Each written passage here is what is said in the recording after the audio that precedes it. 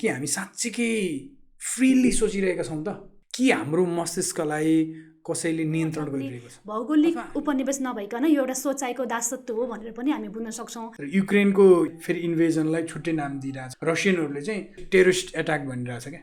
So कन्सेप्टमा फरक भयो क्या अब हामीले एउटा मात्रै फलो गऱ्यौँ भने त फर इक्जाम्पल सलमान खानको फ्यान छ भने उसले जे गरे पनि होइन उसले त यस्तो डोनेसन गरिरहेछ नि त भन्ने भयो क्या देवत्वकरण गरिदिने हो कसैले चाहिँ मनै परेन भने ए त खतमै हो जे गरे पनि गलत दानवीकरण गर्ने भयो सो आई थिङ्क यो पनि एउटा पार्ट अफ हाम्रो घर जग्गा सम्पत्ति हडपेर अरूले हामीलाई कन्ट्रोल गर्न सक्छन् भन्ने कुरा त सुन्नु नै भएको होला भोग्नु भएको पनि होला तर के तपाईँलाई थाहा छ कि हाम्रो मस्तिष्कलाई नियन्त्रण गरेर पनि अरूले हामीलाई शोषण र शासन नियन्त्रण गरिरहेको हुन सक्छन् या आई थिङ्क यो चाहिँ एकदमै इम्पोर्टेन्ट कुरा जस्तो लाग्छ सो हामीले चाहिँ के सोच्नुपर्छ भने कि हामी साँच्चीकै फ्रीली सोचिरहेका छौँ त कि हाम्रो मस्तिष्कलाई कसैले नियन्त्रण गरिरहेको छ अथवा हामी चाहिँ बाध्य बनाइएका छौँ क्या केही कुरा भन्नको लागि अथवा त्यो ट्रेन्ड फलो गर्नको लागि सो त्यसैले आई थिङ्क आज चाहिँ हामी यही विषयमा कुरा गर्न गइरहेका छौँ कोलोनाइज्ड माइन्डलाई चाहिँ कसरी कोलोनाइज भएको छ त यसलाई हामीले कसरी डिकोलोनाइज गर्ने भन्ने पनि कुरा गर्छौँ अब कोलोनाइज माइन्ड भन्दै गर्दाखेरि यो चाहिँ हाम्रो शरीरको अथवा कुनै भौगोलिक उपनिवेश नभइकन यो एउटा सोचाइको दासत्व हो भनेर पनि हामी बुझ्न सक्छौँ जसमा चाहिँ हाम्रो इमोसनलाई र हाम्रो माइन्डलाई अरूको कल्चर अर्काको आइडियोलोजी ओपिनियनहरूले हामीलाई इन्फ्लुएन्स गरिरहेको हुन्छ जसले हाम्रो इमोसन हाम्रो माइन्डलाई कन्ट्रोल गर्छ र त्यसले गर्दाखेरि हाम्रो सोचाइ र व्यवहारलाई पनि नियन्त्रण गरिरहेको हुनसक्छ कतिपय अवस्थामा यो चाहिँ नजानिकन पनि भइरहेको हुनसक्छ नि कतिपय अवस्थामा जानी पनि यो कन्टिन्यू भइरहेको हुनसक्छ होइन जस्तो कि हामीले सेतो हुनु स्लिम हुनु चाहिँ राम्रो हो भनेर एउटा सुन्दरताको परिभाषा पनि हामीले त्यसरी बनाइरहेका हुन्छौँ नि त्यो चाहिँ जान अनजानमा निरन्तर भइरहेको पनि हुनसक्छ या डेफिनेटली तीमा मात्रै सीमित नभएर यो चाहिँ कल्चरल पनि कुरा हो क्या जस्तो कि कुन कल्चर कता हाबी भइरहेको छ भन्ने पनि कुरा भयो जस्तो कि हामीले जुन कुन ल्याङ्ग्वेज बोल्छौँ होइन कस्तो लुगा लगाउँछौँ र कस्तो खानेकुरा खान्छौँ र कस्तो तरिकाले हामी बाँचिरहेका भन्ने पनि कुरा हुनसक्छ क्या यो कन्सेप्ट चाहिँ अलि कोलोनाइज एरा सकिएपछि डेभलप भएको कन्सेप्ट हो 1960s पछिको कन्सेप्ट हो हामीले धेरै जसो चाहिँ वेस्टर्न कल्चरहरू चाहिँ फलो गऱ्यौँ क्या होइन जस्तो कि ल्याङ्ग्वेज पनि इङ्ग्लिस बोल्यो भने राम्रो हो कस्तो इन्टेलिजेन्ट मान्छे भन्ने भयो होइन अनि त्यस्तै गरेर चाहिँ अब इङ्ग्लिसमा पढाउने विद्यालयहरू होइन ल्याङ्ग्वेज इङ्ग्लिस ल्याङ्ग्वेज विद्यालय खतरा कस्तो राम्रो विद्यालय कस्तो राम्रो इङ्ग्लिस बोल्ने फर्र बोल्छ इङ्ग्लिस बोल्छ खतरा राम्रो छ भन्ने कुरा चाहिँ त्यसरी आउने भयो त्यो मात्र नभएर लाइक हुन्छ नि इभन फुड के खानेकुराहरू पनि हामीले कोकोकोला किन खान्छौँ त हाम्रो होइन कागती पानी अथवा शरबत खान छोडेर हामीले चाहिँ कोकोकोलालाई चाहिँ किन फलो गरिरहेका छौँ त अल्दो त्यो कोकोकोलाले चाहिँ हामीलाई के गर्छ त हानि गर्छ होइन स्वास्थ्यमा चाहिँ हानि गर्दा गर्दै पनि हामीले कोकोकोलालाई फलो गरिरहेका छौँ हामीले कतातिर के फलो गरिरहेका छौँ त भन्ने कुरा यसले पनि जनाउँछ जस्तो लाग्छ अनि त्यसपछि अरू खानेकुरामा पनि जस्तो कि खाना भात खाने भन्दा पनि बर्गर खाने पिज्जा खाने राइट अनि यो अल दिज थिङ के त्यो मात्र नभएर I think concept of freedom यो फ्रिडमको कन्सेप्ट पनि उनीहरूले भनेको मात्रै फ्रिडम हो भन्ने भयो क्या इभन लाइक लुगा लगाउँदै गर्दाखेरि कस्तो लुगा राम्रो भने हाम्रो त अहिले सबै जस्तो वेस्टर्न लुगाहरू हो नि त हामीले अहिले लगाइरहेको लुगा पनि होइन वेस्टर्न लुगाहरू हो सो त्यसैले गर्दाखेरि चाहिँ कुन चाहिँ राम्रो कुन नराम्रो भन्ने कुरा पनि आई थिङ्क यसमा चाहिँ पर्छ जस्तो लाग्छ र कसरी बाध्य बनाइरहेको छ भन्ने कुरा सुन्दाखेरि चाहिँ बाध्य बनाउने भन्ने बित्तिकै एकदमै फोर्सफुली इम्पोज गरिएको हुनुपर्छ भन्ने लाग्न सक्छ तर कतिपय अवस्था इन्डाइरेक्टली त भइरहेको हुन्छ नि जस्तो कि कुनै एउटा ग्रुपमा सबैजनाले एउटा सर्टेन टाइप अफ ड्रेस लगाएर गइरहेछ भने त्यहाँनिर अरू त्योभन्दा फरक ट्रेन्डमा गएर अर्को तरिकाको ड्रेस लगाउनको लागि कम्फर्टेबल मान्छेले फिल नगर्न सक्छ नि सो किन भइरहेछ त भन्ने कुरामा नि मलाई चाहिँ त्यही भएर ट्रेन्ड पनि इम्पोर्टेन्ट छ जस्तो लाग्छ अब अहिलेको समयमा त झन् अझै सोसियल मिडियाको यति धेरै इन्फ्लुएन्स छ कुन ठाउँमा कुन कुराहरूको ट्रेन्ड भइरहेछ त सबै कुराहरू हामीसँग एकदमै फास्ट इन्फर्मेसन आइपुग्छ कतिपय अवस्थामा हामी सही के हो गलत के हो त्यसलाई नसोचिकन नकेलाइकन हामी अन्धाधुन्ध पनि कतिपय अवस्थामा एउटा तरिकाले फलो गरिराखेका छौँ त्यसले गर्दा हाम्रो माइन्ड चाहिँ कोलोनाइज भइरहेछ अथवा भनौँ न अरू कुनै कल्चरले अरू कुनै तरिकाले चाहिँ हामीलाई कन्ट्रोल भइरहेको कि अरू पनि कुरा गर्दाखेरि जस्तो कि आई थिङ्क यो मान्छेहरू चाहिँ हाम्रो कल्चरमा पनि अहिले अलिकति रेजिलेन्ट नभएका हुन् कि जस्तो लाग्छ क्या किन भन्दाखेरि हाम्रो कल्चर भनेको त समूहमा बस्ने कल्चर हो क्या कम्युनिटी सेन्स भएको कल्चर हो अनि हामी चाहिँ अलिकति त्यो कम्युनिटीमा बस्न डराउने धेरै बााउन्ड्री पनि धेरै भयो क्या अब त्यो बााउन्ड्रिजहरू धेरै भइसकेपछि एकअर्कासँग घुलमिल कम भयो क्या। अनि घुलमिल कम भइसकेपछि चाहिँ आफ्नो आफ्नो पाराका मान्छेहरू हुँदै गयो अनि त्यसले गर्दा चाहिँ रेजिलियन्सी पनि अलिक कम भएको हो कि जस्तो लाग्छ मलाई चाहिँ। त्यो मात्र नभएर जस्तो कि हाम्रो कल्चर चाहिँ आई थिङ्क मलाई के लाग्छ भने यो कोलोनाइज वेस्टर्न कन्सेप्टले मात्रै हामीलाई चाहिँ कोलोनाइज गर्ने होइन क्या, यो चाहिँ हाम्रै शासन सत्ताहरूले पनि कोलोनाइज गर्न सक्छ जस्तो लाग्छ। जस्तो कि कसैले चाहिँ शासन गरिरहेको छ, डिक्टेटरसिप छ, निरङ्कुश शासन छ, राइट। सो त्यसलाई पनि हामीले चाहिँ आई रिमेम्बर होइन त्यो राजाको शासन सत्ता नढलन्जेरीसम्म चाहिँ हामी चाहिँ श्री 5 गम्भीर नेपाली भनेर पुरै यसो गरेर गीत गाउनु पर्थ्यो क्या, त्यो राष्ट्रिय गान गाउँदाखेरि पनि त्यतिखेर पनि राजा चाहिन्छ भन्ने त्यो कन्सेप्ट एकदमै धेरै थियो क्या। So it does not mean कि राजा नचाहिने भन्न खोजेको चाहिँ होइन, तर हामीले त्यसलाई पनि केलाउनु पर्छ भन्ने जस्तो चाहिँ लाग्छ क्या मलाई चाहिँ। कहिलेकाहीँ त्यस्ता कन्सेप्टहरूले पनि हामीलाई चाहिँ त्यो हावी गरिरहेको हुन्छन् क्या। कसैलाई चाहिँ हामीले इभन गडको नाम राख्दै गर्दा हामीले कस्तोलाई गर्छौँ भने यो चाहिँ राम्रो हो यो नराम्रो हो भनेर गरिरहेका हुन्छौँ कि। अफकोर्स त्यो मान्छेले राम्रो बन्न खोज्नु त राम्रो कुरा हो, राम्रो आफ्नो बच्चाको नाम राम्रो राख्नु खोज्नु त राम्रो कुरा हो, तर त्यसको अर्को पाटो हेर्दैनौँ क्या। भगवानको नाम भनेर राख्यौँ भने भगवानको राम्रो पक्ष मात्रै हेर्ने भयो, नराम्रो पक्ष हेर्ने भयो, किनभने हिज गड भन्ने हुने भयो क्या। तर ह्याभिङ सेड द्याट मान्छेको पनि राम्रो पक्ष हुन्छन् नराम्रो पक्ष पनि हुन्छन्। अनि आई थिङ्क त्यो चाहिँ हामीले हेर्नुपर्छ। अनि अर्को कुरा चाहिँ कुनै पनि कन्सेप्ट फलो गरेर एउटा न्यारेटिभको पार्ट भएर क्या, आफू एउटा कथाको पार्ट भएर कसैलाई चाहिँ सपोर्ट गर्यो भने चाहिँ जे गरे पनि सपोर्ट गर्ने। फर इक्जाम्पल सलमान खानको फ्यान छ भने उसले जे गरे पनि होइन उसले त यस्तो डोनेसन गरिरहेछ नि त भन्ने भयो क्या, देवत्वकरण गरिदिने हो, उसले चाहिँ देवत्वकरण गरिदिने भयो। कसैलाई चाहिँ मनै परेन भने त खतमै हो पनि गलत दानवीकरण गर्ने भयो। सो आई थिङ्क यो पनि एउटा पार्ट अफ स्टोरी भयो क्या। त्यो मान्छे चाहिँ आफूले फ्रिली सोचेको हो त त्यसले भन्ने कुरा पनि त्यहाँ पनि क्वेसन गर्न सकिन्छ जस्तो लाग्छ मलाई। र अहिले हामीले जति पनि कुराहरू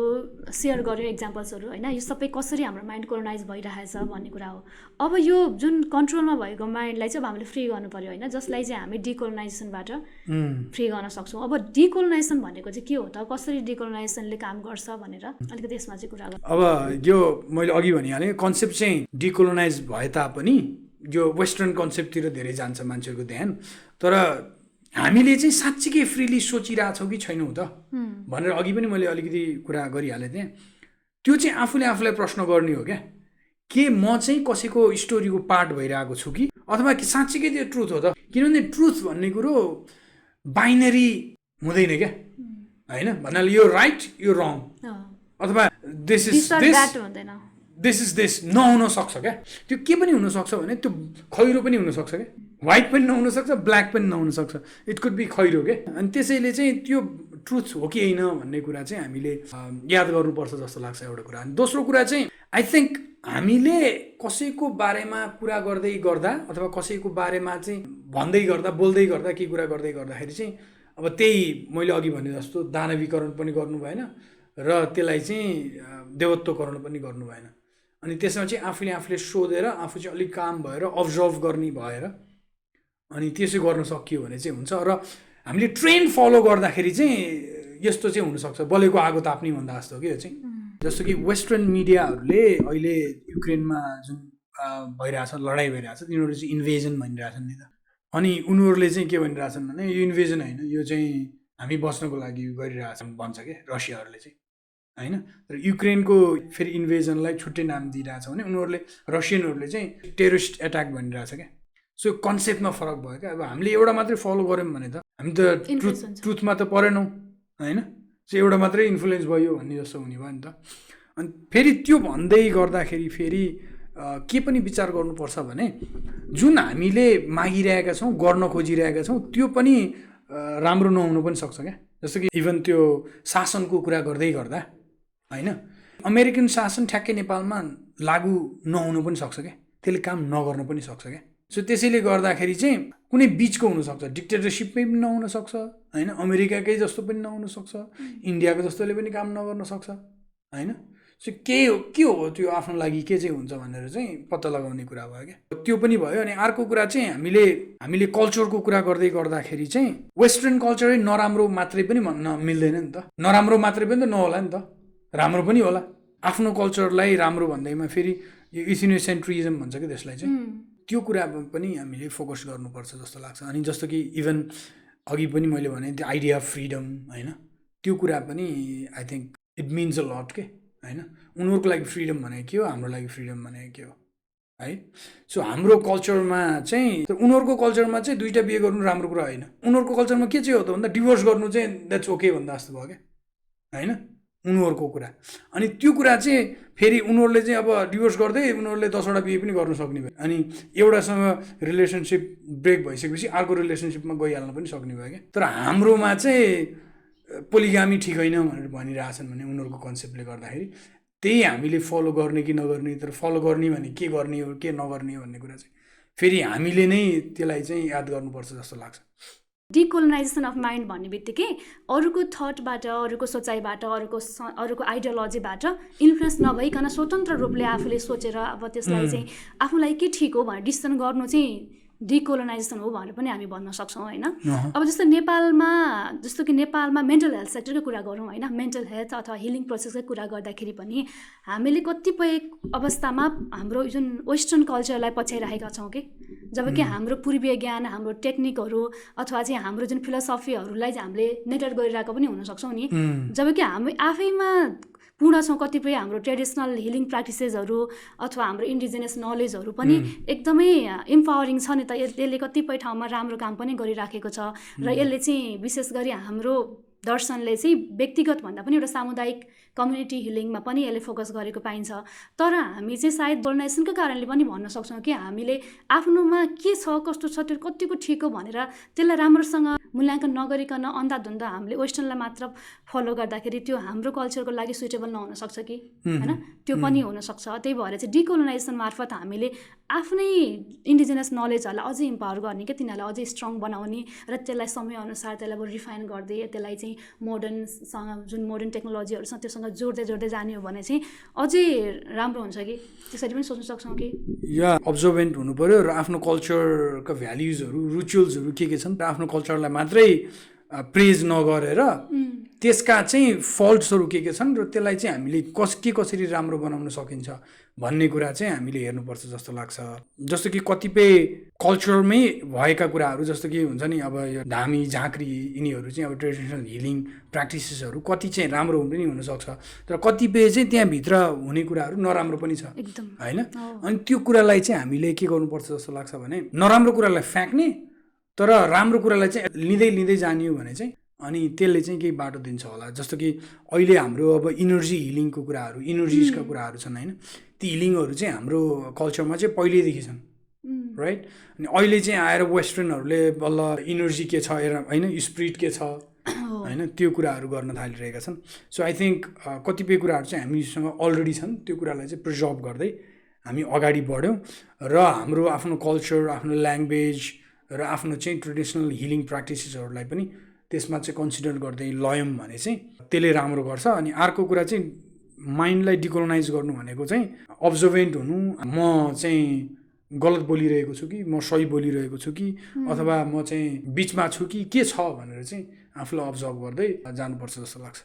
र यो जुन प्र्याक्टिकल र ऱ्यासनल भएर सोच्ने कुराको लागि चाहिँ हामीसँग जुन एजुकेसन, कल्चरल अवेरनेस अथवा एजुकेसनको पनि उत्तिकै इम्पोर्टेन्ट रोल हुन्छ। जुन तपाईँले अघि भर्खर भन्नुभयो नि, हाम्रो कल्चर भन्दैमा सबै ठिक नै हुन्छ, राम्रै हुन्छ भन्ने छैन, त्यसभित्र भएका पनि नराम्रा कुराहरूलाई छोड्दै जानुपर्छ होइन। त्यसको लागि चाहिँ हाम्रो कल्चरलाई पनि एकचोटि राम्रोसँग केलाउने र त्यसमा भएका नराम्रा कुराहरूलाई छोड्दै राम्रो कुरालाई ऱ्यासनली अगाडि बढाउनु पर्ने पनि हुनसक्छ होला। हस्, आज चाहिँ हामीले हाम्रो माइन्डलाई चाहिँ कसरी डिकोलोनाइज बनाउने भन्ने विषयमा चाहिँ अलिअलि कुरा गर्ने गरौँ। Thank you for listening, watching our discussion. अनि please feel free to follow, like, subscribe, comment होइन, तपाईँहरूको क्वेसन्सहरू छन् भने पनि